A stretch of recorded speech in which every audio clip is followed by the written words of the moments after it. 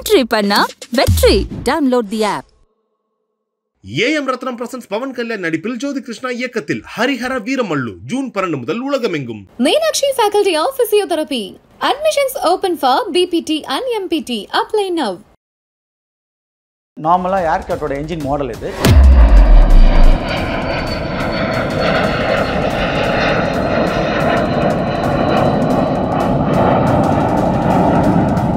இந்த ஃபார்வர்ட் செக்ஷன்ல தான் காத்து உள்ள போகும். கம்ப்ரஷன் சேம்பர்ல இங்க கம்ப்ரஸ் பண்ணும், ஏர் கம்ப்ரஸ் பண்ணும். இந்த இடத்துல வந்துட்டு ஃபியூவலோட சேர்ந்து அதை பஸ்ட் பண்ணி ஃபோர்ஸா அந்த காத்து இது வெளியே போகும். ஃபியூவல் டேங்க் பொறுத்தவரைக்கும் நம்ம முன்னாடி சொன்ன மாதிரி இந்த விங்ஸ் ஃபுல்லாவே ஃபியூவல் தான் இருக்கும், வெளியிலேயும் ஃபியூவல் இருக்கும். இதே பொசிஷன்ல டேக் ஆஃப் கிளைம்பிங் பொசிஷன்ல இருக்கும்போதே விழுந்ததுனால இந்த இடத்துல தான் அதிகமான இம்பாக்ட் நடக்கும்.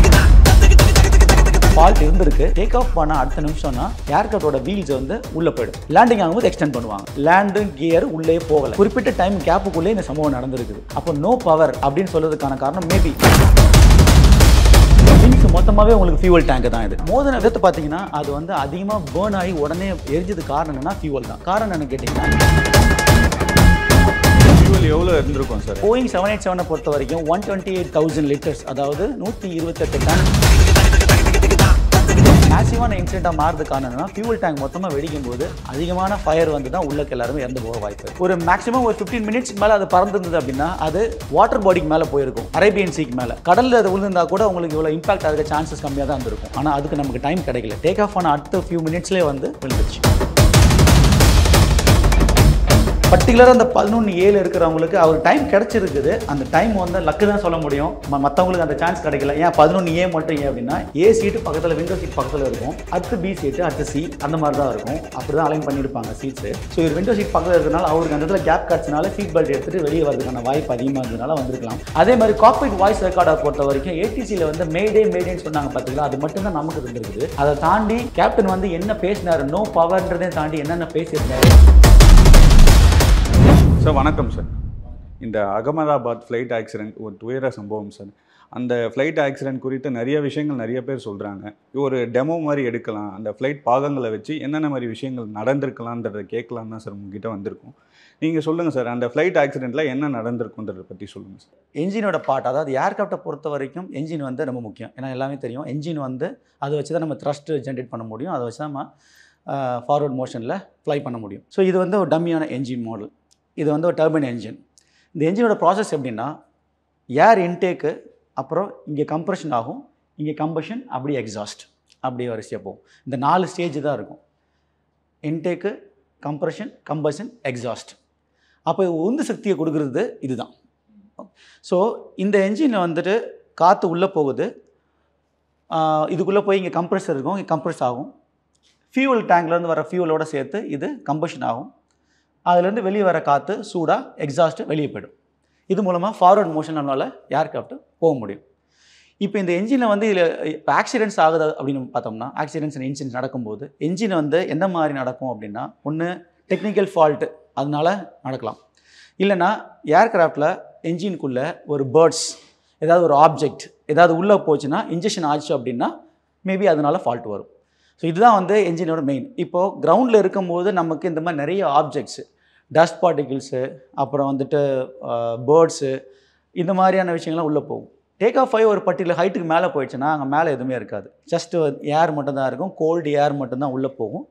அதே மாதிரி டீசெண்டாகி கீழே வரும்போது, க்ளவுட்ஸு கீழே பறக்கும் போது மழை தண்ணி உள்ளே வரும், அப்புறம் ஐஸ் பார்ட்டிகிள்ஸ், அந்த மாதிரி.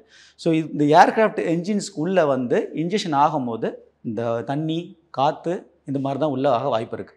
ஒரு பர்டிகுலர் ஹைட்டுக்கு மேலே போயிடுச்சுன்னா வெறும் காற்று மட்டும் தான் உள்ளே இருக்கும், அப்படியே ஸ்மூத்தாக ஏர்கிராஃப்ட் போயிட்டே இருக்கும். அதனால தான் ஹைட் எவ்வளோக்கு எவ்வளோ மேலே போகிறோமோ அவ்வளோக்குள்ள பெர்ஃபார்மன்ஸ் ஆஃப் த ஏர்கிராஃப்ட் நல்லா இருக்கும்னு சொல்லுவாங்க. ஓகே, இந்த ஃப்ளைட் ஆக்சிடென்ட்டில் வந்து இன்ஜின் ஆன்லேயே தானே சார் இருந்துச்சு? எப்போ என்ன பிரச்சனை வந்திருக்கும் சார்? எப்போவுமே என்ஜின் ஆனில் தான் இருக்கணும். அது என்ஜின் ஆஃப் ஆகிடுச்சுன்னா ஃப்ளை பண்ண முடியாது கண்டிப்பாக. இப்போ ஒரு சில டைமில் வந்து ஒரு என்ஜின் மட்டும்தான் ஒர்க் ஆகும். இப்போ நம்ம இந்த ஆக்சிடென்ட்டை கம்பேர் பண்ணி பார்க்கும்போது இந்த ஏர்கிராஃப்ட் மாடல் வந்து போயிங் 787, இது வந்து ட்வின் என்ஜின் ஏர்கிராஃப்ட், 2 என்ஜின் தான். இதில் ஒரு பெரிய ஒரு இது என்னன்னா, இந்த ஏர்கிராஃப்ட் வந்து ETOPS சர்டிஃபிகேஷன், அதாவது extended twin engine operations performance சொல்லுவாங்க. ஸோ இதை வச்சுட்டு ஒரு என்ஜின் ஃபெயில் ஆனால் கூட ஒரு என்ஜின் மூலமாக நம்மளால் கண்டினியூஸாக மோர் தென் 60 மினிட்ஸ் கண்டிப்பாக ஃப்ளை பண்ண முடியும். அந்த டிஸ்டன்ஸில் நியரஸ்ட் பாசிபிள் ஏர்போர்ட்டை நம்மளால் எமர்ஜென்சி லேண்டிங் பண்ணி சேஃபாக இறக்க முடியும். அதுதான் இதோட ஏர்கிராஃப்டோட ஸ்பெஷாலிட்டி. அப்படி இருக்கும்போது 2 என்ஜினும் ஃபெயில் ஆயிடுச்சுன்னா கண்டிப்பாக நம்ம இமீடியட்டாக கீழே தரையிறக்கி தான் ஆகணும். அது வந்து நம்ம நார்மலாக ரன்வேல இல்லைனா தண்ணியில் இறக்கிப்பாங்க. டிபெண்ட்ஸ் அப்போ அந்த பைலட் டெசிஷன் எந்த இடத்துல அந்த சம்பவம் நடக்குதோ அதுக்கேற்ற மாதிரி. ஸோ ஒரு என்ஜின் இருந்தாலே வந்து நம்மளால் 60 நிமிஷத்துக்கு மேலே பறக்க முடியும். அதில் எந்த விதமான மாற்றமும் கிடையாது. இப்போ இந்த ஏர்கட் அகமதாபாத் ஏர்கட்டோட இன்ஜினியர் எப்படின்னா த்ரஸ்ட் கிடைக்கலன்ற மாதிரி தானே இன்ஃபர்மேஷன். ஏன்னா அது கிளைம் ஆகும்போது நீங்களே வீடியோவில் பார்த்துருப்பீங்க. கிளைம் ஆகும்போது கிளைம்பிங் மோஷனில் தான் இருக்கும் ஏர்க்ராஃப்ட்டு. பட் ஆனால் அதை மேலே போகாமல் டீசென்ட் ஆகி கீழே தான் வந்தது அப்படியே. ஸோ அதுக்கு என்ன காரணம்னா ஓவர் வெயிட்டு நிறைய பேர் சொல்லுவாங்க. ஏன்னா எப்போவுமே ஃப்ளைட்டு கிளம்புறதுக்கு முன்னால் ப்ரிகாஷனரி மெத்தட்ஸில் லோட் அண்ட் ட்ரிம் டிபார்ட்மெண்ட்லேருந்து எவ்வளோ பேகேஜ் வந்திருக்கு, எவ்வளோ ஃபியூவல்ஸ் இருக்குது, எல்லா கேல்குலேஷன்ஸும் பர்ஃபெக்டாக இருக்குன்ற பட்சத்தில் மட்டும்தான் பைலட் வந்து அதை ஆப்ரேட் பண்ணுவாங்க. ஸோ அதில் எந்த விதமான பிரச்சனையும் இருக்க வாய்ப்பு கிடையாது. அதுவும் இல்லாமல் இது 8 ஹவர்ஸ்க்கு மேலே ஃப்ளை பண்ணுற ஜேர்னியான ஏர்க்ராஃப்ட். ஆனால் அகமதாபாத்லேருந்து கிளம்பி லண்டன் வரைக்கும் போகும்போது அதுக்கு தேவையான எரிபொருள் வந்து அதிகமாக தான் போட்டிருப்பாங்க. ஸோ டேக் ஆஃப் நடக்கும்போது ஆக்சிடென்ட்ஸ்னு பார்த்தீங்கன்னா மெயினாக நடக்கிறது நமக்கு வந்து ஒன்லி பேர்ட் ஸ்ட்ரைக்கு இல்லைனா டெக்னிக்கல் ஃபால்ட்டால் மட்டும்தான் நடக்க வாய்ப்பு இருக்குது. அதுக்கு மேலே அதை தவிர்த்து வேறு வாய்ப்பு கிடையாது. ஒரு குறிப்பிட்ட ஹைட்டுக்கு மேலே போயிடுச்சுன்னா ஃப்ளைட் ஸ்மூத்தாக போயிட்டு தான் இருக்க போது, எந்த மாற்றமும் கிடையாது. ஸோ அப்போ இந்த ஃப்ளைட்டில் பொறுத்த வரைக்கும் ஃப்ளைட் உள்ளே வந்து பேர்ட்ஸ் எதுவும் இன்ஜெக்ஷன் ஆகலை. ஏன்னா நல்லாவே எல்லோரும் மீடியாவில் பார்த்துருப்பீங்க. பேர்ட்ஸ் உள்ளே போய் அடிக்குது அப்படின்னா அங்கே கரும்புகை வெளியே வரும். அதாவது என்ஜின் மால் ஃபங்க்ஷன் ஆகும். அது மூலமாக அப்போ என்ன ஆகுதுன்னா என்ஜின் மால் ஃபங்க்ஷன் ஆகிடுச்சுன்னா அது வெடித்து வெளியில் கரும்புகையாக போகும். இது ஃபெயில் ஆகிடும். அப்போ அந்த என்ஜின் ஃபெயிலியர் அதுக்கான இது எதுவுமே அந்த அறிகுறி தெரியல. முன்னாடி நிறைய ஆக்சிடென்ட் இந்த பேர்ட்ஸால் ஆகியிருக்கு. நிறைய சம்பவம் நிறைய சம்பவங்கள். இந்த சம்பவத்தில் அப்படி கிடையாது. இந்தியாவை பொறுத்த வரைக்கும் பேர்ட் ஸ்ட்ரைக் வந்து ரொம்ப ரொம்ப கம்மி. யூஎஸ், கனடா, ஆஸ்திரேலியாவில் பார்த்தீங்கன்னா பேர்ட் ஸ்ட்ரைக் ரொம்ப ஜாஸ்தி. வருஷம் நிறைய பதிவு நடந்துக்கிட்டு தான் இருக்குது. பேர்ட் ஸ்ட்ரைக் மூலமாக இன்சிடென்ட்ஸ் ஆக்சிடென்ட் நடக்குது. ஆனால் மேசிவாக கிடையாது. அதால் நம்ம வந்து மோஸ்ட்லி அதை ஸ்டாப் பண்ணுறதுக்கு என்னென்ன ப்ரிகாஷன் மெத்தட்ஸ் எடுக்கிறோமோ அது இப்போ வரைக்கும் நம்ம எடுத்துகிட்டு தான் இருக்கோம். அதனால் நமக்கு வந்து அது மூலமாக இன்சிடென்ட்ஸ் இப்போதே கொஞ்சம் கம்மி தான். 1990s நடந்தது மாதிரி இப்போல்லாம் கிடையாது. அப்படியே ஆனாலும் இந்த வீடியோவில் வந்து மீடியாவில் வந்து கொடுத்துருக்கிற வீடியோ பார்த்தீங்கன்னா என்ஜின்லேருந்து எந்த ஃபால்ட்டும் வரல அப்படின்ற மாதிரி தான். அதாவது ஏதாவது உள்ள இன்ஜெக்ஷன் ஆகிட்டு அது மூலமாக என்ஜின் மால் ஃபங்க்ஷன் ஆகி வெடிச்சு கரும்புகை வர மாதிரி எதுவுமே இல்லை. சார் அந்த பைலட் வந்து சொல்லியிருந்தாரு, நீங்கள் பேசும்போது கூட சொல்லியிருந்தீங்க, ஃப்ளைட்டு டேக் ஆஃப் ஆன உடனே பார்த்தீங்கன்னா மேடேன்னு அனௌன்ஸ் பண்ணியிருந்தாரு. அதில் வந்து இன்னொரு விஷயமும் சொல்லியிருந்தார், நோ பவர்ன்ற மாதிரி சொல்லியிருந்தார்.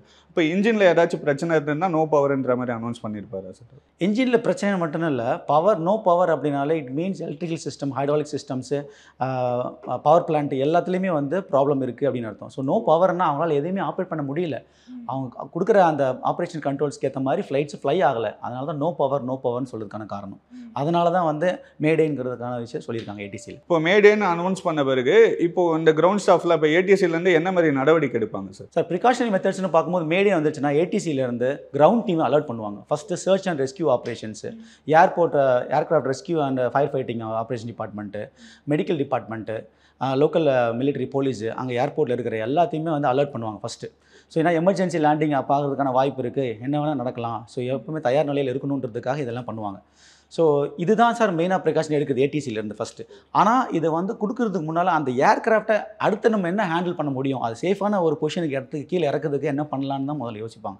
இதுக்கான இன்ஃபர்மேஷன்ஸ் கிரவுண்டில் பாஸ் பண்ணதோட அந்த ஏர்க்ராஃப்ட்டை பற்றி இப்போ அடுத்த கட்டத்துக்கு நம்ம வந்து சேஃபாக இறக்கிறதுக்கு என்ன பண்ணுமோ அந்த நடவடிக்கை, அந்த டிசிஷன் ஃபுல்லாகவே பைலட் கிட்ட தான் இருக்குது இல்லையா? Correct sir. இப்போ எப்படின்னா ஏடிசி அண்ட் பைலட் கோஆர்டினேஷன் தான் ரொம்ப முக்கியம். டேக் ஆஃப் ஆன அடுத்த நிமிஷத்துலேருந்து ஏடிசியோட கனெக்ஷனில் எப்பவுமே இருந்துகிட்டே இருப்பாங்க. டெஸ்டினேஷனில் போய் லேண்ட் ஆகிற வரைக்கும், அந்த ஏர்க்ராஃப்ட் பார்க் பண்ணுற வரைக்கும் ஏடிசியில் இருப்பாங்க. ஏடிசியை பொறுத்த வரைக்கும் நிறைய டிபார்ட்மெண்ட்ஸ் இருக்கும். அதுலேயே ground control, tower control, en route area control, surface movement கண்ட்ரோல்னு. ஸோ அந்த ஏர்க்ராஃப்ட் எந்தெந்த பொசிஷனில் இருக்கும் அந்தந்த பொசிஷனில் இருக்கிற இடத்துல இருந்து கரெக்டாக ஏடிசிலுக்கு அந்தந்த பைலட்ஸ்லாம் அந்த டிபார்ட்மெண்ட்ஸுக்கு கரெக்டாக கால் பண்ணி இன்ஃபர்மேஷன் கொடுத்துருப்பாங்க. இப்போ இது பொறுத்த வரைக்கும், இந்த சம்பவத்தை பொறுத்த வரைக்கும் டவர் கண்ட்ரோல் ரெஸ்பான்சிபிள். ஏன்னா டேக் ஆஃப் பண்ண லேண்டிங் வந்து டவர் கண்ட்ரோல் தான் கொடுப்பாங்க. அவங்க தான் வந்து அந்த அப்ரூவல் கொடுக்குறது, ஹேண்டில் பண்ணுறது, குறிப்பிட்ட நாட்டிக்கல் மைல் டிஸ்டன்ஸ் வரைக்கும் அவங்க கண்ட்ரோலில் தான் அந்த ஏர்க்ராஃப்ட்ஸ் இருக்கும். ஸோ இந்த ஏர்க்ராஃப்ட் டவர் கண்ட்ரோலுக்கு தான் இன்ஃபர்மேஷன் போகும். அவங்க தான் இன்ஃபர்மேஷன் எடுப்பாங்க. நான் சொன்ன மாதிரி கிரவுண்ட் டீம் உங்களை அலர்ட் பண்ணிவிட்டு அதுக்கப்புறம் இந்த ஏர்க்ராஃப்ட்டுக்கு என்ன நம்ம வந்து பாசிபிலிட்டிஸ் ஆஃப் இது லேண்ட் பண்ண முடியும் அப்படின்றத தான் அவங்க யோசிப்பாங்க. ஃபர்தராக பைலட் கம்யூனிகேட் பண்ணிகிட்டே தான் இருந்திருப்பாங்க. அதில் எந்த மாற்றமும் இருக்காது. மேபி அதில் கம்யூனிகேஷன் கட் ஆகிருக்கா இல்லையா, அவங்க பேசின விஷயம் ரெக்கார்ட் ஆகிருக்குது, ஏடிசிக்கு கிடச்சிருக்குது, ஏடிசி பேசின விஷயம் ரிப்ளை பண்ணும்போது கேப்டனுக்கு கிடச்சிருக்கா இல்லையான்றது வந்து ஃபர்தராக நமக்கு எந்த மீடியாலையும் வரல, எந்த ரெக்கார்ட்லையும் தெரியாது. இது அந்த பிளாக் பாக்ஸ்லேருந்து எடுத்து இன்வெஸ்டிகேஷன் ரிப்போர்ட் பப்ளிஷ் பண்ணதுக்கப்புறம் தான் அவங்களுக்குள்ள என்ன கான்வர்சேஷன் நடந்தது, என்ன பேசினாங்கன்றது நமக்கு தெரிய வரும் முழுசாக. இப்போ இந்த போயிங் கம்பெனியோட மிஷின் அந்த மிஷினில் தான் பிரச்சனை இருக்கிற மாதிரி எல்லாருமே இப்போ சொல்லிட்டு இருக்காங்க இல்லையா சார்? இப்போ எல்லாத்துலேயுமே இன்ஜின் இப்படி தான் இருக்கும். அந்த இன்ஜின் எவ்வளோ பெருசாக இருக்கும்? போயிங் கம்பெனியோட அந்த ஃப்ளைட் 787 ஃப்ளைட்டோட இன்ஜின் எவ்வளோ பெருசாக இருக்கும் சார்? சார் போயிங் 787 ஏர்க்ராஃப்டோட என்ஜினை பொறுத்த வரைக்கும் நல்ல ஹை பெர்ஃபார்மன்ஸான என்ஜின் தான். இப்போ வரைக்கும் அது லாங் ரேஞ்சுக்கு யூஸ் பண்ணக்கூடிய ஏர்க்ராஃப்ட். அதால் 15,350 கிலோமீட்டர்ஸ் ரேஞ்ச் வரைக்கும் அதால் பறக்க முடியும் ஒரே ஸ்டேஜில் டேக் ஆஃப் பண்ணும்போது. இன்றைக்கு வரைக்கும் நிறைய ஏர்லைன் கம்பெனிஸ் போயிங் 787 ட்ரீம்லைனரை யூஸ் பண்ணி தான் அவங்க லாங் ஹால் ஃப்ளைட்ஸ்க்கு யூஸ் பண்ணுவாங்க. நான் ஸ்டாப் ஃப்ளைட். உதாரணத்துக்கு சிட்னிலேருந்து ஒரு ஃப்ளைட் கிளம்புதுன்னா அங்கேருந்து லண்டன் போகிறது, சிங்கப்பூர் டு லண்டன் போகிறது, சிங்கப்பூர் டு நியூயார்க் போகிறது. ஸோ இந்த மாதிரி லாங் ஹால் டிஸ்டன்ஸ் மோர் தென் 18 ஹவர்ஸ். ஆமாம், 18 ஹவர்ஸ்க்கு மேலே ஃப்ளை பண்ணக்கூடிய கெப்பாசிட்டி இந்த ஏர்க்ராஃப்ட் இருக்குது. ஸோ அதனால் அந்த லாங் ரேஞ்சுக்கு போகுது. இத்தனைக்கு இது ட்வின் என்ஜின் ஏர்க்ராஃப்ட் தான் வித் சேஃபஸ்ட் ஸ்டாண்டர்டு. ஸோ அவங்க அந்த FAA டிபார்ட்மெண்ட்டில் அங்கே அந்த ஏர்க்ராஃப்ட் கொடுத்துருக்கிற அப்ரூவல்லேருந்து ஆரம்பித்து DGCAல நம்ம இந்தியன் கவர்மெண்ட்டில் கொடுத்துருக்கிற பேராமீட்டர்ஸ் வரைக்கும் மெயின்டெனன்ஸ்க்கு என்ன கொடுத்துருக்காங்களோ எல்லாத்தையும் ஃபாலோ பண்ணி தான் அந்த ஃப்ளைட்டை ஆப்ரேஷன்ஸ்க்கு இன்வால்வ் பண்ணுவாங்க. சப்போஸ் ஏதாவது மால் ஃபங்க்ஷன் ஆகிருக்குன்ற பட்சத்தில் அந்த ஃப்ளைட்டை வந்து டீடைன் பண்ணி அதை மெயின்டெனன்ஸ் காமிச்சு அதை சரி பண்ணிவிட்டு அதுக்கப்புறம் தான் இந்த ஆப்ரேஷன்ஸ்க்கு வரும். ஸோ கண்டிப்பாக இந்த ஃப்ளைட்டை ஆப்ரேட் பண்ணுறாங்கன்னா மெயின்டெனன்ஸ் சைட்லேருந்து அப்ரூவ் பண்ணியிருக்காங்க. அது எந்த விதமான பிரச்சனையும் கிடையாது, சேஃபாக ஃப்ளை பண்ணலாம் அப்படின்னு. அதுக்கப்புறம் தான் இந்த ஃப்ளைட்டை வந்து ஆப்ரேட் பண்ணியிருக்காங்க. இன்கேஸ் பைலட் வந்து இதை வந்து ரெக்வஸ்ட் போட்டு எனக்கு வந்து இதில் ப்ராப்ளம் இருக்குதுன்னு சொல்லியிருந்தாங்கன்னா அது மெயின்டெனன்ஸ் டிபார்ட்மெண்ட் போகும். அங்கே அவங்க வந்து பார்த்து சரி பண்ணதுக்கப்புறம் திருப்பி அந்த ஃப்ளைட் ஆப்ரேஷன்ஸ் வரும். ஸோ மெயின்டெனன்ஸ் டிபார்ட்மெண்ட் வந்து ஏர்லைன்ஸுக்கு ரொம்ப க்ளோஸாக ஒர்க் பண்ணுறது. இந்த போயிங் 787 பொறுத்த வரைக்கும் மெயின்டெனன்ஸ் ஸ்டாண்டர்ட் நல்லா தான் இருந்திருக்கும். DGCAலேயும் அது கவனக்குறைவில் இருக்க வாய்ப்பு கிடையாது. ஏன்னா எல்லா ஏர்க்ராஃப்ட்டும் வந்து மெயின்டெனன்ஸில் எப்படி இருக்குன்றத செக் பண்ணுவாங்க. அப்படி இருக்கிறதுனால தான் கடந்த 20-25 வருஷத்துக்கு முன்னால் வரைக்கும் நமக்கு வந்து மேஜரான இந்தியாவில் ஆக்சிடென்ட்டோ இன்சிடென்ட்டோ எதுவுமே நடக்கலை. So government involvement, DGCA involvement, எல்லா ஏர்லைன்ஸ்லையும் ஒர்க் பண்ணுற டெக்னீஷியன்ஸோட இன்வால்மெண்ட் எல்லாமே இருந்திருக்குது. இந்த சம்பவத்தை பொறுத்த வரைக்கும் போயிங் 787 டீட்டெயில்டாக இன்வெஸ்டிகேஷன் ரிப்போர்ட் வர வரைக்கும் எதுவும் சொல்ல முடியாது. ஆனால் அந்த வீடியோஸை பார்த்து நம்மளால் மல்டிபிளாக நிறைய காரணங்கள் சொல்ல முடியும். ஸோ ஆனால் இப்போ இந்த என்ஜினை பொறுத்த வரைக்கும் அதுலேருந்து எந்த விதமான எதுவும் வரலன்னு வரும்போது இந்த என்ஜினில் ஃபால்ட் இருந்திருக்கு. பட் ஆனால் எதுவும் பேர்ட் ஸ்ட்ரைக் அந்த மாதிரி நடக்க வாய்ப்பு இல்லை, அது உறுதியாக தெரிஞ்சிடுச்சு. ஆனால் த்ரஸ்ட்டு கிடைக்கல. இன்னொரு விஷயம் என்னன்னா, டேக் ஆஃப் பண்ண அடுத்த நிமிஷம்னா ஏர்க்ராஃப்டோட வீல்ஸ் வந்து உள்ளே போயிடும். ஓகேவா, ரிட்டக்ட் ஆகிடும். லேண்டிங் ஆகும்போது எக்ஸ்டெண்ட் பண்ணுவாங்க. ஆனால் இல்லை, லாக் ஆகலை. லேண்டிங் கியர் உள்ளே போகலை. அந்த டைம் அந்த குறிப்பிட்ட டைம் கேப்புக்குள்ளே இந்த சம்பவம் நடந்திருக்குது. அப்போ நோ பவர் அப்படின்னு சொல்கிறதுக்கான காரணம் மேபி ஹைட்ராலிக் சிஸ்டம்லேருந்து எலக்ட்ரிக்கல் சிஸ்டமு எல்லாமே ஒர்க் அவுட் ஆகலை அப்படின்னு அர்த்தம். நார்மலாக ஏர்க்ராஃப்டோட என்ஜின் மாடல் இது இப்போ நான் ஆன் பண்ணி காமிக்கிறேன், எப்படி ஃபங்க்ஷன் ஆகுதுன்னு உங்களுக்கு எக்ஸ்பிளைன் பண்ணிடுறேன்.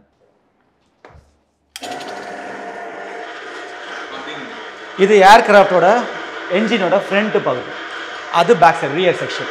இந்த ஃபார்வர்ட் செக்ஷனில் தான் காற்று உள்ளே போகும். இந்த டர்பைன் ஃபேன் சுற்றுது இல்லையா, இந்த ஃபேன் சுற்றும் போது காற்றை ஃபோர்ஸாக உள்ளே இழுக்கும். இது உள்ளே போய் இங்கே கம்ப்ரெஷன் சேம்பரில் இங்கே கம்ப்ரெஸ் பண்ணும், ஏரை கம்ப்ரெஸ் பண்ணும். இங்கே வந்து அடுத்து கம்ப்ரெஷன் சேம்பரில் இந்த இடத்துல வந்துட்டு ஃபியூவலோடு சேர்ந்து அதை பஸ்ட் பண்ணி ஃபோர்ஸாக அந்த காற்று இது வெளியே போகும். ஸோ இந்த எக்ஸாஸ்ட் வெளியே ஃபோர்ஸாக போகும்போது நமக்கு ஃபார்வர்ட் மோஷன் அது நமக்கு கிடைக்கும் ஈஸியாக. ஸோ இதுதான் வந்து என்ஜினோட ப்ராசஸ் ஆக்சுவலாக. இப்போ இதை ஆஃப் பண்ணிடுறேன். இந்த போயிங் 787 இப்போ என்ஜின் வந்து இதே மாதிரி டைப் தான். இது ஒரு டெமோ தான். இது ஆக்சுவலாக நார்மல் ஏர்க்ராஃப்ட் டர்பைன் என்ஜினோட மாடல் தான் இது. ஸோ ஏர்க்ராஃப்ட் என்ஜினை பொறுத்த வரைக்கும் நிறைய மேனுஃபேக்சர்ஸ் இருக்கிறாங்க. GE இருக்குது, அப்புறம் வந்து ரோல்ஸ் ராய்ஸ் அவங்க என்ஜின் மேனுஃபேக்சரிங் பண்ணுறாங்க, அப்புறம் பிராட் அண்ட் விட்னி, இந்த மாதிரி நிறைய என்ஜின் மேனுஃபேக்சர்ஸ் இருக்காங்க. போயிங் 787 ட்ரீம்லைனரை பொறுத்த வரைக்கும் GE என்ஜின் தான் யூஸ் பண்ணியிருக்காங்க. அந்த என்ஜினோட மாடல் மாதிரி தான் இது, பட் ஜென்ரலாக, பட் ஆனால் எக்ஸாக்ட் கிடையாது. பட் அதோட ப்ராசஸ் ஒன்று தான். இந்த 4 ஸ்டேஜ் ஆஃப் ப்ராசஸ் தான் இந்த என்ஜினில் நடக்கும். அது இதில் வந்து வீடியோவில் சொன்ன மாதிரி அதில் எந்த விதமான இன்ஜெக்ஷன், அதாவது பேர்ட் ஸ்ட்ரைக்கோ வேறு ஏதாவது ஆப்ஜெக்ட்ஸோ உள்ளே போன மாதிரி எதுவுமே கிடையாது. இப்போது அந்த ஃப்ளைட் இருக்கு இல்லையா சார், அந்த போயிங் கம்பெனியோட ஃப்ளைட் வந்து 12 வருஷமாச்சு அந்த ஃப்ளைட் வாங்கின்ற மாதிரி சொல்கிறேன். இப்போ அந்த இன்ஜினோட மெயின்டெனன்ஸ்லாம் எத்தனை நாளைக்கு ஒரு வாட்டி பண்ணுவாங்க சார்? சார் இது போயிங் கம்பெனி, ஏர்பஸ் கம்பெனின்றது கம்பெனியை பொறுத்து இல்லை சார். ஒவ்வொரு கண்ட்ரிலையும் வந்து மெயின்டெனன்ஸ்க்கு வந்து தனியாக அது ஒரு ரூல் வச்சுருப்பாங்க. நம்ம கண்ட்ரியை பொறுத்த வரைக்கும் DGCA அவங்க வந்து ஒரு குறிப்பிட்ட வருஷத்துக்கு வரைக்கும் இந்த ஏர்க்ராஃப்ட்ஸோட பார்ட்ஸு எல்லாத்தையுமே வந்து மெயின்டெனன்ஸ் பண்ணணுன்றது ரூல். அதை வந்து செக் பண்ணுவாங்க. அதாவது A check, B check, C check, D செக்னு செக்ஸ் இருக்கும். ஸோ குறிப்பிட்ட டியூரேஷன்ஸ்க்கு ஏற்ற மாதிரி அந்த டியூரேஷனுக்கு ஏற்ற மாதிரி அந்த எல்லா பார்ட்ஸுமே வந்து செக் பண்ணுவாங்க. இப்போ 5 இயர்ஸ் ஒன்ஸ் ஆயிடுச்சுன்னா கம்ப்ளீட் ஃபுல்லாகவே வந்து மெயின்டெனன்ஸ் செக் முடிச்சு தான் அந்த ஏர்க்ராஃப்ட் திருப்பி ஆப்ரேஷன்ஸ்க்கு வரும். ஸோ இப்போ இந்த போயிங் பொறுத்த வரைக்கும் மெயின்டெனன்ஸ் பக்கமாக தான் இருந்திருக்கும். அப்படி இருக்கிறதுனால தான் வந்து சீஃப் இன்ஜினியர் சைன் பண்ணி தான் அந்த ஏர்க்ராஃப்ட்டை ஆப்ரேஷன்ஸ் கொடுத்துருப்பாங்க. இன்ஜினில் எந்த ஃபங்க்ஷனும் பிரச்சனையும் இருக்க வாய்ப்பு இல்லைன்னு. ஆனால் சம்பவம் நடக்கும்போது இது ஃப்ளை பண்ணும்போது த்ரஸ்ட் ஜென்ரேட் ஆகலைன்னா கண்டிப்பாக வந்து என்ஜினில் ஃபால்ட் இருக்கும், ஏர்க்ராஃப்ட் ஆப்ரேஷன் கண்ட்ரோல் சர்ஃபேஸில் ஃபால்ட் இருக்கும். ஏன்னா கேப்டன் சொன்ன மாதிரி நோ பவர் அப்படின்னா எலக்ட்ரிக்கல் சிஸ்டம்லேருந்து ஹைட்ராலிக் சிஸ்டம் வரைக்கும் எல்லாமே ஃபங்க்ஷன் ஆகலைன்னு தான் அர்த்தம் அது. ஆனால் இன்வெஸ்டிகேஷன் ரிப்போர்ட்டில் வரும்போது இது இன்னும் கூடுதலான தகவல் நமக்கு கிடைக்கும். அந்த ஃப்ளைட் ஆக்சிடெண்ட்டில் முக்கியமாக சொன்ன விஷயங்கள் பார்த்தீங்கன்னா அந்த ஃபியூல் சிஸ்டம் இன்னொன்று இன்ஜின் தான் சார். இந்த ஃபியூல் சிஸ்டம் பற்றி சொல்லுங்கள் சார். இது இன்ஸ்டியூஷனில் யூஸ் பண்ணுற பசங்களுக்கு படிக்கிறதுக்கான ஒரு டெமோ சிஸ்டம். அது ஆக்சுவலாக இது எக்ஸாக்டாக கிடையாது, பட் ஆனால் இதை வச்சு நம்ம டெமோ எக்ஸ்பிளைன் பண்ணுவோம். இது எப்படின்னா, இந்த கம்ப்ளீட் சிஸ்டம் வந்து பார்த்தீங்கன்னா ஹைட்ராலிக் சிஸ்டம் அண்ட் ஃபியூல் சிஸ்டமோட செக் பண்ணுறதுக்கு தான், டெஸ்டிங் இது பண்ணுறதுக்காக மட்டும்தான். இப்போ இந்த விங்ஸை பார்த்தீங்கன்னா இது வந்து நார்மலாக எல்லா ஏர்க்ராஃப்டோட விங்ஸோட ஸ்ட்ரக்சர் மாதிரி தான் இருக்கும். இந்த ஏரோஃபாயில் ஸ்ட்ரக்சர் பார்த்தீங்கன்னா உங்களுக்கே தெரியும். இந்த விங்ஸ் மொத்தமாகவே உங்களுக்கு ஃபியூவல் டேங்க் தான். இது எல்லாருக்கும் நல்லாவே தெரியும். ஃபுல்லாகவே ஃபியூவல் டேங்க். அது வந்து ரைட் விங் டேங்க், இது left wing tank, fuel tank தான். ஸோ இந்த ரெண்டுமே ஃபியூவல் வந்து எப்படின்னா, அந்த விங்ஸு கீழே இருக்கிற என்ஜினில் இருக்கிற ஃபியூல் அந்த டேங்க்லேருந்து அப்படியே ஃப்ளோ ஆகும், அது அப்படியே போயிட்டே இருக்கும். இந்த டேங்க்கில் இருக்கிற ஃபியூல் இந்த பக்கம் ஃபிக்ஸ் பண்ணியிருக்கிற என்ஜினில் கரெக்டாக அது வந்து ஃப்ளோ ஆகும், போயிட்டே இருக்கும். ஸோ ஏர்க்ராஃப்ட் பேலன்சிங்காக ஃப்ளை பண்ணிகிட்ருக்கும். இன்கேஸ் வந்துட்டு அந்த ரைட் என்ஜின் ஒர்க் ஆகலை அப்படின்னா இந்த லெஃப்ட் என்ஜின் மட்டும்தான் ஒர்க் ஆகுது அப்படின்னு வச்சுக்கலாம். இப்போ இந்த என்ஜின் மட்டும் ஒர்க் பண்ணும்போது இந்த இடத்துல இருக்கிற ஃபியூல் மட்டும் யூஸ் ஆகிட்டே இருக்கும். அப்போ வெயிட் அந்த பக்கம் அதிகமாகிடும், ஃப்ளைட்டு கீழே இந்த பக்கமாக இறங்கும். ஆனால் அந்த மாதிரி டைமில் வந்து ஃபியூவலை கிராஸ் ஃபீட் சிஸ்டம் மூலமாக அங்கே இருக்கிற ஃபியூவல் டேங்கில் இருக்கிற ஃபியூல் இங்கே வரதுக்கு ஏற்ற மாதிரியான சிஸ்டமும் வச்சுருப்பாங்க. ஸோ எல்லாமே சேஃபஸ்ட் சிஸ்டம் தான், எல்லாமே பிளான் பண்ணி தான் எல்லாமே மேனுஃபேக்சரிங்லேருந்து எல்லாமே நடந்திருக்கும். இப்போ இதை பொறுத்த வரைக்கும் இந்த இடத்துல வந்து ஆப்ரேஷன் சர்ஃபேசஸ் இருக்கும். இந்த ஃப்ளாப்ஸ்ன்னு சொல்லுவாங்க இல்லையா, இந்த ஃப்ளாப்ஸ் இங்கே எக்ஸ்டெண்ட் ஆகும். ஸோ டேக் ஆஃப் பண்ணும்போது லேண்ட் பண்ணும்போது இந்த ஃப்ளாப்ஸ் வந்து குறிப்பிட்ட டிகிரி இருந்தால் மட்டும்தான் கீழே வந்து ஹை ப்ரெஷர் ஜென்ரேட் பண்ண முடியும். இந்த விங்ஸோட ஸ்ட்ரக்சரே அப்படி தான் டிசைன் பண்ணியிருப்பாங்க. கிராஸ் இப்படி தான் இருக்கும், ஸ்லாண்டிங்காக. ஸோ காற்று முன்னாலேருந்து வரும்போது இங்கே ஹை ப்ரெஷர் ஜென்ரேட் ஆகிறதுனால தான் நமக்கு லிஃப்ட், அந்த உந்து சக்தி இருக்குது இல்லையா, கீழேருந்து மேலே போகிற அந்த இது கிடைக்கும். ஸோ கீழே ஹை ப்ரெஷர், மேலே லோ ப்ரெஷர். ஸோ ஏர்க்ராஃப்ட் மேலே லிஃப்ட் ஆகும். இப்போ இதில் இந்த ஃப்ளாப்ஸ் வந்து ப்ராப்பராக செட் ஆகலைனாலும் கூட அது பறக்கலாம். ஆனால் இதில் என்ன விஷயம் என்னென்னா, நம்ம ரன்வே லென்த் வந்து அதிகமாக யூஸ் பண்ணி அந்த லிஃப்ட்டை ஜென்ரேட் பண்ணுறதுக்கு த்ரஸ்ட் அதிகமாக நம்ம இது யூஸ் பண்ணி தான் நம்ம ஃப்ளை பண்ண முடியும். ஸோ எல்லாருமே வந்து பெரிய ஏர்க்ராஃப்டாக இருக்கும் பட்சத்தில் குயிக்காக நம்ம டேக் ஆஃப் பண்ணணும் அப்படின்னா இந்த ஃப்ளாப்ஸோட அட்ஜஸ்ட்மெண்ட்டை வச்சு நம்ம செக் பண்ணுவாங்க. அப்போ இந்த ஃப்ளாப்ஸ் எவ்வளோக்கு எவ்வளோ எக்ஸ்டெண்ட் பண்ணி வச்சுருக்காங்களோ அந்த குறிப்பிட்ட விண்டோட ஸ்பீடுக்கு அதுக்கு ஏற்ற மாதிரி அவங்க எக்ஸ்டெண்ட் பண்ணிட்டு தான் ஃப்ளைட் டேக் ஆஃப் பண்ணுவோம். இந்த ஃப்ளாப்புமே அதில் ஃபால்ட்டாக இருந்த மாதிரி தானே சார் சொல்கிறாங்க, அதுவுமே சரியாக இதுவாகலைன்ற மாதிரி? கண்டிப்பாக. ஸோ ஃப்ளாப்ஸ் வந்து எக்ஸ்டெண்ட் ஆகிருக்குது, இது நல்ல கண்டிஷனில் இருக்குன்னே வச்சுக்கலாம். எல்லோரும் மீடியாவில் சொல்கிறாங்க, பட் நானும் அதை தான் சொல்லுவேன். ஆனால் இதில் இன்னொரு விஷயம் என்னென்னா, ஃப்ளாப்ஸ் இருந்தால் மட்டுமே பிளைண்டாக போகாது. என்ஜின்ஸ் ஒர்க் ஆகாமல் இருந்ததுன்னா, என்ஜின்ஸ் வந்து மால் ஃபங்க்ஷன் ஆகி ரெண்டுமே டவுன் ஆகிடுச்சு. ஏன்னா பைலட் சொன்ன வரைக்கும் நோ பவர் அப்படின்ட்டாங்க. நோ பவர்னால் இதை பற்றி பேசுகிறதுக்கான எதுவுமே இல்லை. கம்ப்ளீட்டாக ஏர்க்ராஃப்ட் என்ஜின்ஸ் வந்து மால் ஃபங்க்ஷனு, உள்ளே எதுவுமே வேலை செய்யலைன்னு அர்த்தம். அப்போ ஃப்ளாப்ஸ் மட்டும் ஒர்க் பண்ணி நமக்கு எந்த யூஸும் இல்லை. இப்போ உதாரணத்துக்கு நான் வந்து ஹை ஆல்டிடியூடில் பறந்துட்டுருக்கேன், அப்போ இந்த சம்பவம் நடந்தது நோ பவர் அப்படின்னா ஏர்க்ராஃப்ட் டவுன் ஆகி வரும்போது அந்த ஃப்ளாப்ஸை யூஸ் பண்ணி கொஞ்சம் கொஞ்சமாக நம்ம டிசைன் பண்ணி ப்ராப்பராக லேண்ட் பண்ணுறதுக்கான வாய்ப்புகள் அதிகம். இது மாதிரி நிறைய சம்பவங்கள் நடந்திருக்குது. இப்போது 2015 நினைக்கிறேன், ஐம் நாட் ஷுவர். ஆனால் அப்போ சமயம் வந்து ஏர்க்ராஃப்ட்டு நியூயார்க்லேருந்து டேக் ஆஃப் பண்ணி போகும்போது டேக் ஆஃப் பண்ண அடுத்த நிமிஷமே நிறைய ஃப்ளாக் ஆஃப் பேர்ட்ஸ் வந்து ஸ்ட்ரைக் பண்ணதுனால 2 என்ஜினுமே டவுன் ஆகிடுச்சு. அப்போது அந்த கேப்டன் பேர் கேப்டன் சொல்லி அது சம்மந்தமாக படமே ரிலீஸ் பண்ணியிருந்தாங்க, படமே எடுத்திருந்தாங்க. அந்த ஏர்க்ராஃப்ட் என்ஜின் ஆன உடனே ஃபுல்லாக எல்லாமே டவுன் ஆகிடுச்சு. என்ஜின்ஸ் எதுவுமே ஒர்க் ஆகலை, அவங்களுக்கு எதுவுமே ஆப்ரேஷன் கண்ட்ரோல் சர்வீஸ் எதுவுமே ஒர்க் ஆகலை. ஸோ கண்டிப்பாக இதை கொண்டு லேண்ட் பண்ணணும் அப்படின்னா பக்கத்தில் ஃபுல்லாகவே வந்து பாப்புலேஷன் பீப்புள்ஸ் நிறைய இருக்கிறாங்க. ரன்வேக்கு திருப்பி நம்ம சுற்றி வந்து ஏர்க்ராஃப்ட் லேண்ட் பண்ண முடியல. ஸோ தண்ணியில் லேண்ட் பண்ணாங்க, ஹட்சன் ரிவரில் லேண்ட் பண்ணாங்க. அது சம்மந்தமாக டாக்குமெண்ட்ரி இருக்குது, படமே எடுத்து ரிலீஸ் பண்ணியிருக்காங்க, எல்லோரும் அதை பார்த்துருப்பாங்க, கேப்டன் சொல்லி. ஸோ அது மாதிரி இந்த ஏர்க்ராஃப்ட்டில் பண்ண முடியும்னா இதை டேக் ஆஃப் பண்ணுற டைமில் நடந்ததுனால அவங்களுக்கு சரியான டைம் கிடைக்கல, அந்த ப்ராப்பரான டைமும் கிடைக்கல, எங்கே லேண்ட் பண்ணுறதுக்கான யோசிக்கிறதுக்கான இதுவும் கிடைக்கல. குயிக்காக வந்து கீழே வந்து மோதிடுச்சு. ஆனால் மோதின விதத்தை பார்த்தீங்கன்னா அது வந்து அதிகமாக பேர்ன் ஆகி உடனே எரிஞ்சது காரணம் என்னென்னா ஃபியூவல் தான். காரணம் என்னென்னு கேட்டிங்கன்னா இது மோர் தேன் 8 ஹவர்ஸ்க்கு மேலே லாங் ஹால் ஃப்ளைட்ஸ் போகிறது. அப்போ அதுக்கு ஃபியூல் அதிகமாகவே போட்டிருப்பாங்க. எப்போவுமே ஏர்க்ராஃப்ட்டில் ஃபுல் ஃபியூல் பண்ண மாட்டாங்க. ஆனால் ஃபியூலை வெயிட் அதிகமாக இருந்துச்சுன்னா பேகேஜ், கார்கோஸ், பேசஞ்சர்ஸ் அதிகமாக எடுத்துகிட்டு போக முடியாது. அந்த ட்ரிப்புக்கு எவ்வளோ ஃபியூல் வேணுமோ அது போக ரிசர்வ் ஃபியூவல் கொஞ்சம் வச்சுப்பாங்க, அவ்வளோதான். ஸோ அப்படி பார்த்தாலுமே 8 மணி நேரத்துக்கு மேலே பறக்கிறதுக்கு மேக்ஸிமம் அமௌண்ட் ஆஃப் ஃபியூவல் கண்டிப்பாக லோட் பண்ணியிருப்பாங்க. ஃபியூவல் எவ்வளோ இருந்திருக்கும் சார்? அதில் அதிகமாக இருந்தனால தான் பிளாஸ்ட் ஆச்சுன்ற மாதிரி சொல்லியிருந்தேன். இல்லை, ஃபியூல் அதிகமாக இருக்குன்னு சொல்ல முடியாது எந்த காரணத்தை. ஏன்னா எப்போவுமே ஃப்ளைட் வந்து பிளானிங் பண்ணியிருப்பாங்க. இப்போ நாங்களாம் ஃப்ளைட் ஆப்ரேஷனில் ஒர்க் பண்ணியிருக்கோம். So as a flight dispatcher நாங்கள் என்ன பண்ணோம்னா 1 hour பிஃபோர் டிபார்ச்சர் இந்த ஃப்ளைட் பிளான் ப்ரிப்பேர் பண்ணுறோம் இல்லையா, அதில் ஃபியூவல் பிளானிங்கும் பண்ணிவிடுவோம். ஸோ டோட்டல் டிஸ்டன்ஸ் என்ன, இந்த ஏர்க்ராஃப்ட் பெர்ஃபார்மன்ஸுக்கு ஏற்ற மாதிரி எவ்வளோ ஃபியூவல் வேணுமோ அது போக அடிஷ்னலாக எக்ஸஸான ஃபியூவல் நம்ம வந்து போட்டிருப்போம், அவ்வளோதான்.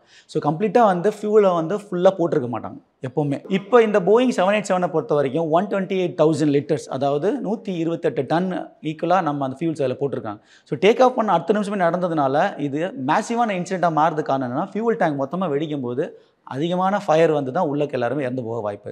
இல்லை இன்னொரு முக்கியமான விஷயம் என்னென்னா, இப்போ அகமதாபாத்லேருந்து டேக் ஆஃப் பண்ணியிருக்காங்க, ஒரு மேக்ஸிமம் ஒரு 15 மினிட்ஸ்க்கு மேலே அது பறந்துருந்தது அப்படின்னா அது வாட்டர் பாடிக்கு மேலே போயிருக்கும், அரேபியன் சீக்கு மேலே. கடலில் அது விழுந்திருந்தால் கூட உங்களுக்கு இவ்வளோ இம்பாக்ட் ஆகிற சான்சஸ் கம்மியாக தான் இருந்திருக்கும். இவ்வளோ டெத்து, இவ்வளோ இன்ஜுரி, இந்த மாதிரிலாம் வந்து வாய்ப்பு கம்மியாக தான் இருந்திருக்கும். ஆனால் அதுக்கு நமக்கு டைம் கிடைக்கல. டேக் ஆஃப் ஆன அடுத்த ஃபியூ மினிட்ஸ்லேயே வந்து விழுந்துருச்சு. இது ஆக்சுவலாக இந்த மெஷினை பொறுத்த வரைக்கும் இது வந்து பசங்களுக்கு டெமோ சொல்லிக் கொடுக்குறதுக்கான தான். இப்போ இதை தான் லேண்டிங் கியர் அங்கே வச்சுருக்கோம். ரிட்ராக்ட் ஆகும், எக்ஸ்டெண்ட் ஆகும். ஓகே, இப்போ இது வந்து எக்ஸ்டெண்ட் பொசிஷனில் இருக்குது, ரிட்ராக்ஷன்னா மேலே போயிடும். டேக் ஆஃப் ஆன அடுத்த ஃபியூ மினிட்ஸில் லேண்டிங் கியர் வந்து ரிட்ராக்ஷன் பொசிஷனில் போடும்போது ஹைட்ராலிக் மெஷினும் ஆக்டிவேட் ஆகும்போது இந்த லேண்டிங் கியர் உள்ளே போயிடும் ஏர்க்ராஃப்டில். இந்த லேண்டிங் கியர் கீழே வச்சே பறக்கிறதுனாலையும் நமக்கு என்னென்னா, அது ஒரு பெரிய ப்ராப்ளம் என்னென்னா, அது இட் வில் இன்க்ரீஸ் த ட்ராகிங்னா, இப்போ இந்த ஒரு பொருள் வந்து கீழே இருக்குது, ஆப்ஜெக்ட் வந்து ஸ்பேஸ் ஷேப்பில் அப்படி இருக்குன்னு வச்சுக்கலாம், ஃபியூஸ்லேஜ். இப்போ அதில் காற்று ஃபுல்லாக போகுது, ஃப்ளோ ப்ராப்பராக போயிட்டுருக்கும். அப்போ அதில் லேண்டிங் கியர் ஒரு பொருள் வந்து எக்ஸ்டெண்டாக இருக்கும்போது என்னென்னா, அதில் காற்று படும்போது அது வந்து ஒரு தடுக்கிற ஒரு இதாக இருக்கும். அப்போ நமக்கு வந்து ப்ராப்பரான த்ரஸ்ட்டு கிடைக்காது. இன்னும் நம்ம அதிகமாக ஃபியூல் பர்ன் பண்ணி கொஞ்சம் ஃபார்வர்ட் மோஷனில் போகிற மாதிரி இருக்கும். இதில் பேர்ட் ஸ்ட்ரைக் ஆனாலும் நமக்கு நிறைய ப்ராப்ளம் இருக்குது. ஸோ அந்த மாதிரி பெர்ஃபார்மன்ஸ் அதிகப்படுத்தணுன்றதுக்காக தான் இந்த ஹைட்ராலிக் சிஸ்டம் யூஸ் பண்ணியிருப்பாங்க எல்லா ஏர்க்ராஃப்ட்லேயுமே. டேக் ஆஃப் பண்ணால் அடுத்த ஒரு ஃபியூ மினிட்ஸ்லேயே வந்து ஏன் ஃபியூ செகண்ட்ஸ்லேயே சொல்லலாம், இந்த லேண்டிங் கியர் வந்து உள்ளே போயிடும் ஆட்டோமேட்டிக்காக. அதே மாதிரி லேண்டிங் டைமில் ஒரு பர்டிகுலர் ஏரியா கிராஸ் பண்ணும்போது, அப்ரோச் ஆகும்போது இந்த லேண்டிங் கியரை வந்து ரிட்ராக்ட் பண்ணுவாங்க, எக்ஸ்டெண்ட் பண்ணுவாங்க பைலட்ஸ். அப்போது காக்பிட்டில் எக்ஸ்டென்ஷன் அந்த பட்டனை இது பண்ணும்போது இந்த வீல்ஸ் எல்லாமே நோஸ் கியரும் சரி, லேண்டிங் கியரும் சரி, ஆட்டோமேட்டிக்காக எல்லாமே வெளியே வந்துடும். அதுவும் குறிப்பிட்ட டைமுக்குள்ள அது வெளியே வந்துடும். ஸோ லேண்ட் பண்ணி அழகாக சேவ் பண்ணி லேண்ட் பண்ணுவாங்க, அவ்வளோ. இந்த அகமதாபாத் இன்சிடெண்ட்டை பொறுத்த வரைக்கும் இதுவும் கூட ஒரு ஒன் ஆஃப் த ரீசனாக கூட எடுத்துக்க முடியும். ஏன்னா நமக்கு வந்து த்ரஸ்ட்டு கிடைக்கல, நிறைய பேர் வந்து டிஸ்கஷனில் சொல்லியிருப்பாங்க. இப்போ இந்த லேண்டிங் கியர் உள்ளே போயிருந்துச்சுன்னா கூட இது மூலமாக நமக்கு எவ்வளோ ட்ராக் ஆகுதோ அது வந்து நமக்கு த்ரஸ்ட்டாக கூட நிறைய கிடச்சிருக்க வாய்ப்பு இருக்குது. இது உள்ளேயே போகல. ஸோ உள்ளே போகாத காரணம் நோ பவர். அதான் பைலட் சொன்னதுனால நோ பவர்ன்றதுனால ஹைட்ராலிக் சிஸ்டம் கூட ஃபெயிலியர் ஆகிருக்கலாம். அவங்களால இது எடுக்க முடியல. மேனுவலாக கூட ஆப்ரேட் பண்ணலாம், பட் அவங்களுக்கு டைம் இல்லை, போதுமான டைம் கிடையாது. ஏன்னா எதுவுமே ஒர்க் ஆன் வரும்போது அவங்க வந்து சேஃபாக லேண்ட் பண்ணுறதுக்கான இது தான் பார்ப்பாங்க. அப்போ இதை வந்து லேண்டிங் கியர் வந்து இந்த பொசிஷன்லேயே இருக்கிறது தான் பெட்டர் அப்படின்னு அவங்க வச்சுருப்பாங்க. மேபி இது கூட இருக்கலாம். ஆனால் ஃப்ளை பண்ணும்போது, டேக் ஆஃப் பண்ணும்போது இந்த லேண்டிங் கியரு ஏர்க்ராஃப்ட் மேலே போனோடனே அது உள்ளே போனால் தான் நமக்கு ஃபுல் த்ரஸ்ட்டு கிடச்சி நல்லா அழகாக லிஃப்ட் பண்ண முடியும். பட் இது ஓப்பன் பொசிஷன்லேயே இருக்கும் போதே நம்ம போகும்போது ஃப்ளைட் போகும், பட் ஆனால் பெர்ஃபார்மன்ஸ் கொஞ்சம் கம்மியாக இருக்கும், அவ்வளோதான். பட் ஆனால் இந்த இன்சிடெண்ட்டை பொறுத்த வரைக்கும் இது வந்து லேண்டிங் கியர் உள்ளே போகாததுக்கு மேபி பைலட்ஸ் வந்து அதை ஆக்டிவேட் பண்ணாமல் கூட இருக்கலாம். லேண்ட் பண்ண போகிறோம் நம்ம எமர்ஜென்சி அப்படின்றதுக்காக, அதுவாக கூட இருக்கலாம். சார், அது ஆக்சிடென்ட் ஆனவனே எப்படி சார் அது பிளாஸ்ட் ஆகிருக்கும், எப்படி வெடிச்சது, அதை பற்றி சொல்லுங்கள் சார். எதனால் அது வெடிக்க காரணமாக இருந்திருக்கும்? சார், ஆக்சுவலாக வெடிக்கிறதுக்கு காரணமாக இருக்கிறது ஃபியூவல் டேங்கை தான் நம்ம சொல்ல முடியும். கண்டிப்பாக ஃபியூவல் டேங்கை பொறுத்தவரைக்கும் நம்ம முன்னாலே சொன்ன மாதிரி இந்த விங்ஸு ஃபுல்லாகவே ஃபியூவல் தான் இருக்கும், வெளியிலையும் ஃபியூவல் இருக்கும். ஸோ மொத்தம் 3 டேங்க் அந்த மாதிரி இருக்கும். இந்த பொசிஷனில் இங்கே இந்த இடத்துல எங்கே அடிப்பட்டாலும் கண்டிப்பாக வந்து பிளாஸ்ட் ஆகி ஃபுல்லாக ஃபயர் ஆகிறதுக்கான மேக்ஸிமம் சான்சஸ் 100% உண்டு. அதில் எந்த மாற்றமும் கிடையாது. ஸோ இந்த இடத்துல இம்பேக்ட் ஆகுதுன்னா நம்ம வந்து எக்ஸாக்டாக சொல்ல முடியாது எவ்வளோ ஃபோர்ஸில் போய் இடிக்குது, எந்த இடத்துல போய் இடிக்குது அப்படின்னு. இப்போ நம்ம இந்த அகமதாபாத் இன்சிடென்ட் வந்து ஃபுல்லி பாப்புலேட்டட் ஏரியா, பில்டிங்கில் ஃபுல்லாக இருக்கிற இடத்துல நம்ம ரெசிடென்ஷியல் ஏரியாவில் விழுகும்போது ஏர்க்ராஃப்ட்டு இந்த டவுன் பொசிஷனில் இருந்தது அப்படின்னா மொத்த இம்பேக்ட்டு இங்கே இருந்திருக்கும். இங்கே கொஞ்சம் சர்வைவர் இருக்க வாய்ப்பு இருக்குது. ஆனால் இது விழுகும்போது இதே பொசிஷனில் டேக் ஆஃப் கிளைம்பிங் பொசிஷனில் இருக்கும்போதே விழுந்ததுனால இந்த இடத்துல தான் அதிகமான இம்பாக்ட் நடந்திருக்குது. கண்டிப்பாக இங்கே ஃபியூவல் டேங்க் இருக்கிறதுனால விழுந்த அடுத்த செகண்ட் வந்து வெடித்து பிளாஸ்ட் ஆனதுனால நிறைய பேர் இறந்து போகிறதுக்கான வாய்ப்பை சொல்ல முடியும். பர்டிகுலராக அந்த 11/7 இருக்கிறவங்களுக்கு அவர் டைம் கிடச்சிருக்குது. அதே டைமில் அந்த இடத்துல வந்து கேப் இருந்திருக்குது. மேபி அவர் வந்து ஜம்ப் ஆகி வெளியே வந்து சர்வைவ் ஆகிறதுக்கான சான்சஸ் இருந்ததுனால அதை பயன்படுத்திக்கிட்டார். மேபி அது ஃப்ரீக்வெண்ட் ட்ராவலராக இருந்தால் மட்டும்தான் அது முடியுன்றது என்னோட கணிப்பு. ஏன்னு கேட்டிங்கன்னா அவரோட இம்பாக்ட் ஆகும்போது கண்டிப்பாக அவருக்கு வந்து ஒரு சஸ்பெக்ட் மைண்ட் ஃபுல்லாக இருந்திருப்பார். மேபி சான்சஸ் இருக்கா, நம்ம எப்படி எஸ்கேப் ஆக வாய்ப்பு இருக்கான்னு யோசிக்கிறதுக்கு டைம் கிடச்சிருக்க வாய்ப்பு இருக்குது அந்த ஃப்ராக்ஷன் ஆஃப் செகண்ட்ஸில் கூட. மற்ற பேசஞ்சருக்கு வந்து அதை சொல்ல முடியாது. நிறைய பேர் வந்து டேக் ஆஃப் ஆகிறது வீடியோ எடுப்பாங்க, விண்டோ சீட்லலாம் பார்த்துட்டு இருப்பாங்க, ஃபஸ்ட் டைம் ட்ராவலராக இருப்பாங்க, நிறைய பேர் அதை சொல்ல முடியாது. பட் ஆனால் ஒரு ஃப்ரீக்வெண்ட் ட்ராவலராக இருக்க வாய்ப்பு இருக்குது. அதனால தான் வந்து அதை பயன்படுத்தி கரெக்டாக வெளியே வந்திருக்கிறாரு. பட் அதுவும் வந்து அந்த டைம் வந்து லக்கு தான் சொல்ல முடியும். மற்றவங்களுக்கு அந்த சான்ஸ் கிடைக்கல. ஏன் 11A மட்டும் ஏன் அப்படின்னா ஏ சீட்டு பக்கத்தில் விண்டோ சீட் பக்கத்தில் இருக்கும், அடுத்து பி சீட்டு, அடுத்து சி, அந்த மாதிரி தான் இருக்கும். அப்படி தான் அலைன் பண்ணியிருப்பாங்க சீட்ஸு. ஸோ இவர் விண்டோ சீட் பக்கத்தில் இருக்கிறனால அவருக்கு அந்த இடத்துல கேப் கிடச்சனால சீட் பெல்ட் எடுத்துகிட்டு வெளியே வரதுக்கான வாய்ப்பு அதிகமாக இருந்ததுனால வந்திருக்கலாம். அதுக்கு அடுத்த சீட் இமீடியட்டாக 11Bயில் இருக்கிறவங்களாம் வெளியே வர முடியல, அதுக்கான சான்சஸ் கிடைக்கல, டைமும் கிடைக்கல, அதுக்குள்ளே பர்ஸ்ட் ஆகி ஃபுல்லாக பேர்ன் ஆக வாய்ப்பு இருக்கிறதுனால மேபி பக்கத்தில் இருக்கிறவங்க வெளியே வரதுக்கான சான்ஸ் கிடைக்காம இருந்திருக்கலாம். இப்போ இந்த ஃப்ளைட்டில் பயணம் பண்ண சொல்ல இந்த சீட்டு தான் குறிப்பாக வந்து எமர்ஜென்சி எக்ஸிட்னா தப்பிக்க முடியும், சேஃபாக இருக்கக்கூடிய சீட்னா எது சார்? சார் ஏர்கிராஃப்டை பொறுத்த வரைக்கும் மோஸ்ட்லி சேஃபஸ்ட் சைடு வந்து டெய்லுக்கு அந்த விங்ஸுக்கு பின்னால் இருக்கிறதா நம்ம மோஸ்ட்லி சொல்லுவோம். இப்படின்னா இப்போ ஏர்கிராஃப்ட் விழுகும் போது இந்த பொசிஷனில் விழுந்ததுன்னா மொத்தமாகவே இம்பாக்ட் ஆகும். டேக் ஆஃப் பண்ணி இந்த கிளைம்பிங் பொசிஷனில் இருக்கும்போது ஃபஸ்ட்டு இந்த பொசிஷனில் தான் கீழே விழுகும், இல்லைன்னு சொல்லலை. பட் இந்த லாஸ்ட் ஜோனில் இருக்கிறவங்க தப்பிக்கிறதுக்கு நிறைய வாய்ப்புகள் உண்டு. இன்னொரு விஷயம் என்னன்னா, இந்த இடத்துல வந்து ஆக்சிலரி பவர் யூனிட் இருக்கும், ஏபியூன்னு சொல்லுவாங்க. ஏர்கிராஃப்ட் கிரவுண்டில் இருக்கும்போது ஏர்கிராஃப்ட் உள்ளே இருக்கிற பவர் சிஸ்டம்மை முக்கியமாக ஏசி, ஏர் கண்டிஷன்ஸ் எல்லாத்துக்குமே பவர் சப்ளை கொடுக்குறது இங்கேருந்து வர்ற அந்த என்ஜின் தான். இது வந்து எக்ஸ்டர்னல் என்ஜின் குட்டியாக ஒன்று இருக்கும், நிறைய பேருக்கு தெரியாது. இது வந்து ஏபியூன்னு சொல்லுவாங்க, ஆக்சிலரி பவர் யூனிட்னு. இங்கேருந்து ஜென்ரேட் ஆகிற பவர் தான் ஏர்கிராஃப்ட் ஃபுல்லாக இருக்கிற அந்த லைட்டிங் சிஸ்டம்ஸு, ஏர் கண்டிஷனிங் எல்லாத்தையும் கொடுக்கும். ஸோ இது இம்பாக்ட் ஆகும்போது இங்கே இருக்கிற ஃபியூல் தான் இதுக்கும் இதாகும். பட் ஆனால் இம்பாக்ட் வந்து இதில் கம்மியாக தான் இருக்கும். அதனால் இங்கே வந்து கொஞ்சம் பாசிபிலிட்டிஸ். இப்போ தண்ணியில் விழுகுது அப்படின்னா நிறைய பேருக்கு வந்து சர்வைவல் ஆகிறதுக்கான சான்சஸ் நிறைய. அதான் சொன்ன மாதிரி ஏர்கிராஃப்ட் எங்கே விழுகுது அப்படின்ற இடத்த பொறுத்து, இப்போ மலை மேலே மோதுது இல்லைனா ஃபாரஸ்ட்டில் விழுகுது அப்படின்னா சொல்ல முடியாது. இதே தண்ணியில் விழுந்தால் சர்வைவல் நிறைய பேருக்கு சான்சஸ் உண்டு. எமர்ஜென்சி எக்ஸிட் மோஸ்ட்லி விங்ஸுக்கு மேலே இருக்கும், எப்போவுமே இங்கே இருக்கும். இப்போ இந்த ஏர்கிராஃப்ட் பொறுத்த வரைக்கும் எல்லாமே எமர்ஜென்சி எக்ஸிட் தான். சப்போஸ் வந்து தண்ணியில் விழுந்ததுன்னா எல்லா டோரையும் ஓப்பன் பண்ண முடியாது, தண்ணி உள்ளே போயிடும். அப்போ என்ன பண்ணுவாங்க, விங்ஸுக்கு மேலே இருக்கிற இங்கே இருக்கிற எமர்ஜென்சி எக்ஸிட்ஸை மட்டும் ஓப்பன் பண்ணி இது வழியே நடந்து வெளியே வந்து நிற்பாங்க பேசஞ்சர்ஸ். அப்படி தான் வந்து உள்ளே இருக்கிற கேபின் க்ரூஸும் அசிஸ்ட் பண்ணுவாங்க, அவங்களுக்கான ட்ரைனிங் தான் கொடுக்கப்பட்டிருக்கும். ஆனால் இது வந்து ரெசிடென்ஷியல் ஏரியாவில் விழுந்ததுனால அவங்களுக்கு டைமும் கிடைக்கல. இமீடியட்டாக வந்து பர்ஸ்ட் ஆகி ஃபுல்லாக பேர்ன் ஆனதுனால யாராலையும் வெளியே வர முடியல. முக்கியமாக சீட் பெல்ட்ஸ் போட்டு லாக் பண்ணி வச்சுருப்பாங்க. நிறைய பேர் அவசரத்தில் எடுக்கவும் முடியாமல் இருந்திருக்கலாம். அதனால தான் பேர்னிங் நிறையா. அந்த பிளாக் பாக்ஸ் ஃப்ளைட்டில் எங்கே இருக்குன்றதை பற்றி சொல்லுங்கள். ஃப்ளைட் டேட்டா ரெக்கார்டர் அப்படின்றது அந்த இம்பாக்ட் ஆகிற டைம் வரைக்கும் அந்த ஏர்கிராஃப்ட்டு இதோட கண்டிஷன் என்ன, எவ்வளோ ஸ்பீடில் பறந்துட்டு இருந்தது, அதில் அவுட் சைடு ஏர் டெம்பரேச்சர் என்ன, உள்ளே இருக்கிற ப்ரெஷரைசிங் சிஸ்டம் எப்படி ஒர்க் ஆகிட்டு இருந்தது, என்ஜினோட ஸ்டேட்டஸ் என்ன, ஃபியூல் ஃப்ளோ எப்படி இருந்தது, இது டீட்டெயில்டாக ஃப்ளைட்டை பற்றின எல்லா டேட்டாவும் அதில் ஆட்டோமேட்டிக்காக ரெக்கார்ட் ஆகிட்டே இருக்கும் அது. ஸோ இப்போ இது இம்பாக்ட் ஆகிடுச்சு, ஆக்சிடென்ட் ஆகிடுச்சு, இந்த பிளாக் பாக்ஸ் ரெக்கவரி பண்ணிட்டாங்க. இதை எடுத்துகிட்டு போயிட்டு இன்வெஸ்டிகேஷன் என்ன பண்ணுவாங்கன்னா எல்லாமே செக் பண்ணுவாங்க. ஃப்ளைட் டேட்டா வந்து அந்த ஆக்சிடென்டான டைமில் பர்டிகுலர்லி என்ன நடந்தது, அது வரைக்கும் என்னென்ன மாதிரியான ஸ்டேட்டஸ் இருந்தது ஏர்கிராஃப்ட்டில். நம்ம நிறைய பேர் நிறைய விதமாக சொல்லிட்டு இருப்போம் இல்லையா, த்ரஸ்ட்னால பிரச்சனை வந்தது, ஏர்கிராஃப்ட் வந்து ஏதோ மோதிடுச்சு அந்த மாதிரி. ஸோ நிறைய அனுமானங்கள் இருக்கும், ஏவியேஷனில் ஒர்க் பண்ண நிறைய பேர் சொல்லியிருப்பாங்க. ஆனால் எக்ஸாக்டாக ஃப்ளைட் டேட்டா ரெக்கார்டரில் அனலைஸ் பண்ணி பார்க்கும்போது இன்வெஸ்டிகேஷனில் என்ன மாதிரியான இன்ஃபர்மேஷன்ஸ் தெரிஞ்சிருக்கு, ஏர்கிராஃப்டில் என்னென்ன மாதிரி சிஸ்டம்ஸ்லாம் ஃபெயில் ஆகிருந்துச்சு அந்த டைமில், எதனால் வந்து இதாகிடுச்சு, மேபி அதை வந்து பைலட்ஸுக்கு சமாளிச்சிருக்க முடியுமா முடியாதா அப்படின்ற எல்லா டீட்டெயிலும் அதில் எடுக்க முடியும். அதே மாதிரி காக்பிட் வாய்ஸ் ரெக்கார்டரை பொறுத்த வரைக்கும் ஏடிசியில் வந்து மேடேன்னு சொன்னாங்க பார்த்தீங்களா, அது மட்டும்தான் நமக்கு இருந்திருக்குது. அதை தாண்டி கேப்டன் வந்து என்ன பேசினார், நோ பவர்ன்றதே தாண்டி என்னென்ன பேசியிருந்தார், அதுக்கு முன்னால் என்ன கம்யூனிகேட் பண்ணார், டேக் ஆஃப் பண்ணும் போதுலேருந்து என்ன அப்ரூவல் வாங்கி போது எப்படி பேசியிருந்தார், கிளைம்பிங்கில் என்ன பேசினார், எல்லாமே டீட்டெயிலாக ரெக்கார்டாக இருக்கும். ஸோ இது ரெண்டையும் வச்சு இந்த டேட்டாவை அனலைஸ் பண்ணி நம்ம இன்வெஸ்டிகேஷன் ரிப்போர்ட் ஜென்ரேட் பண்ணி அது வெளியே வந்தால் மட்டும்தான் எக்ஸாக்டாக இந்த ஏர்கிராஃப்ட்டுக்கு என்ன நடந்தது நமக்கு தெரியும். சார் ரொம்ப நன்றி சார். இந்த ஃப்ளைட் ஆக்சிடெண்ட்டில் என்ன நடந்திருக்கலான்ற மாதிரி நிறைய விஷயங்கள் சொன்னீங்க, சூப்பராக எக்ஸ்பிளைன் பண்ணியிருந்தீங்க, மக்களுக்கு புரியும்னு நினைக்கிறேன். ரொம்ப நன்றி sir. Thank you so much. Thank you. என் பேர் புருஷோத்தமன். நான் ரெமோ இன்டர்நேஷ்னல் காலேஜில் BSc department head of the டிபார்ட்மெண்ட்டாக இருக்கேன். இன்றைக்கி வந்து உங்களுக்கு இந்த AI 171 ஏர்கிராஃப்டோட இம்பாக்டை பற்றின இன்ஃபர்மேஷன் நான் உங்களுக்கு ஷேர் பண்ணியிருக்கேன். ஸோ ஒரு போதுமான அளவு உங்களுக்கு ஒரு இன்ஃபர்மேஷன் கிடச்சிருக்குன்னு நம்புகிறேன்.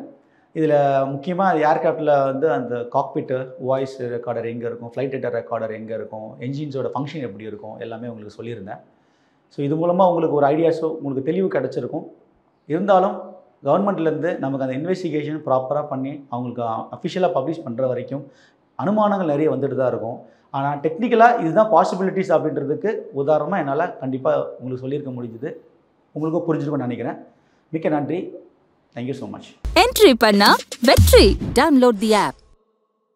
ஏஎம் ரத்னம் பிரசன்ஸ் பவன் கல்யாண் நடிப்பில் ஜோதி கிருஷ்ணா இயக்கத்தில் ஹரிஹர வீரமல்லு ஜூன் 12 முதல் உலகமெங்கும். Meenakshi Faculty of Physiotherapy.